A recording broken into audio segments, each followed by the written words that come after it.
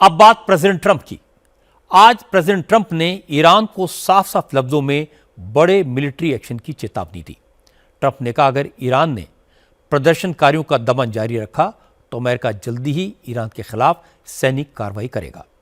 हालांकि ट्रंप ने यह भी कहा कि उनकी धमकी से डरकर ईरान अब बातचीत की गुहार लगा रहा है, लेकिन फिलहाल उन्होंने कोई जवाब नहीं दिया है।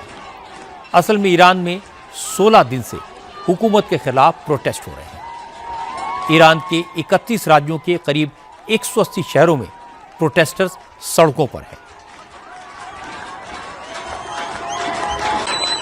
विरोध प्रदर्शन को दबाने के लिए ईरान पुलिस के एक्शन में 567 प्रोटेस्टर्स मारे जा चुके हैं। 10,000 से ज्यादा प्रदर्शनकारियों को हिरासत में लिया गया है, लेकिन इस एक्शन का विरोध करने वालों पर कोई असर नहीं दिख रहा। तेहरान के अलावा खामेनेई के home town Mashhad, spiritual city क्रूम और तबरिज शहरों में लाखों की तादाद में लोग सड़कों पर उतरकर सरकार के खिलाफ नारे लगा रहे हैं। सरकारी बिल्डिंग्स, बैंकों और बाजारों में तोड़फोड़ और आगजनी हो रही है।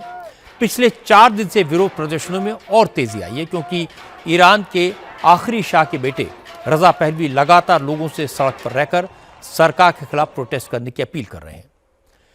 ईरान में हो रहे विरोध प्रदर्शनों की तस्वीरें, प्रोटेस्ट की खबरें ईरान से बाहर न जाएं, इसके लिए ईरान की सरकार ने इंटरनेट पर बैन लगा दिया।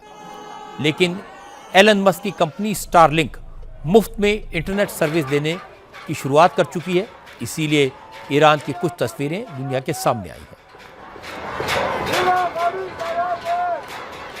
हालांकि ईरान में प्रदर्शनकारियों पर सरकारी जुल्म के खिलाफ अमेरिका से लेकर यूरोप तक सब जगह आवाज उठी है।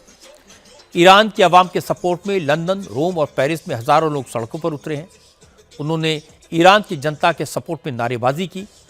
अमेरिका के लॉस एंजलिस में भी हजारों लोगों ने ईरान में इस्लामिक क्रांति से पहले का झंडा हाथों में लेकर ईरान में रिजीम चेंज की मांग की।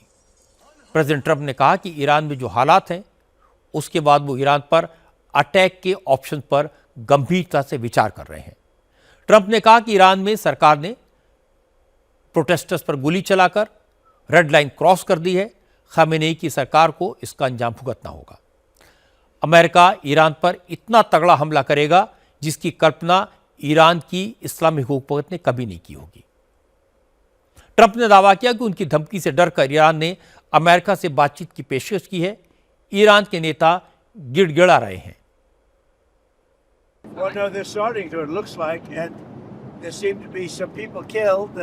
नहीं, ऐसा लग रहा है कि उन्होंने क्रैकडाउन शुरू कर दिया है और ऐसा लग रहा है कि उनकी कार्रवाई में ऐसे लोग मारे जा रहे हैं जिनको नहीं मारा जाना चाहिए था।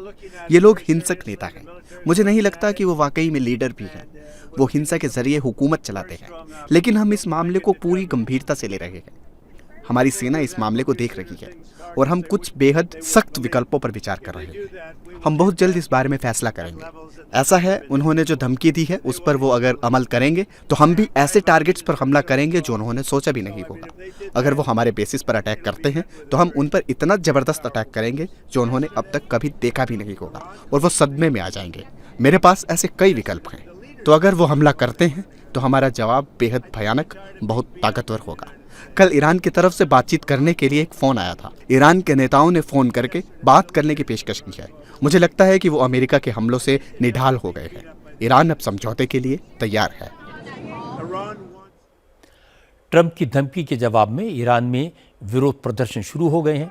तेहरान में इस्लामिक हुकूमत के सपोर्ट में 10,000 लोग सड़कों पर उतरे और इसके अलावा शिराज, बुशर और इस्फहान शहरों में भी खामेनेई सरकार के समर्थन में लोगों ने नारे लगाए।